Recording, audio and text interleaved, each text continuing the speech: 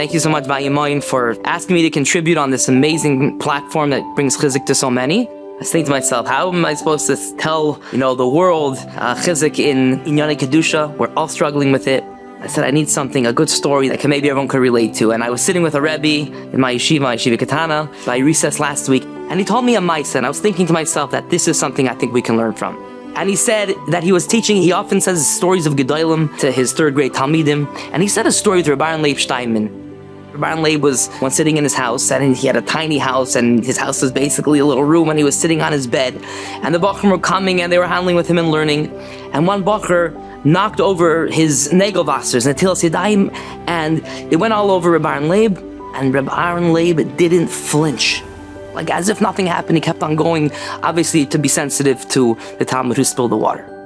Corner of the classroom, there's a boy, and he raises his hand and he says, Rebbe, and I know the boy is, and he's not an Aleph student, not a Beis student. He probably didn't remember much of what his Rebbe taught him that year. And he said, Rebbe, you did that 3 times this year. I remember right after Rosh Hashanah, Yecheskel came and he had a water bottle and he was throwing it out and the cap was off and it splashed on Rebbe, and Rebbe just kept on going. And then Hanukkah time, remember you were giving out donuts and your coffee was on the desk and we were all coming around for the raffle and one of the boys came and Rebbe's coffee spilled all over Rebbe's papers and Rebbe just kept on going. And then I remember also right after Tu B'Shvat when you were doing recess duty and one of the boys caught the football and smashed right into Rebbe, knocked Rebbe over, and nothing happened. This Rebbe's telling me the story, and we know this boy. And it was an amazing lesson for us because here's a Talmud who was not your Aleph Talmud, not your Beis Talmud, but in Rebbe's Hanhaga, he was an Aleph plus. He picked it up.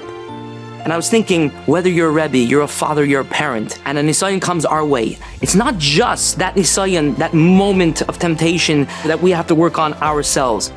But when we look away, when we turn away, our children are watching us. And the impact that has on them to make an indelible impression that they'll remember. When my father was driving the car and this came across the street, he kept on going. When my father was on the computer and this flashed across the screen, he totally disregarded it. Anything like that, it's not just the Nisayan itself, but the impact that it can have for so many of our children, generations to come, could be incredible.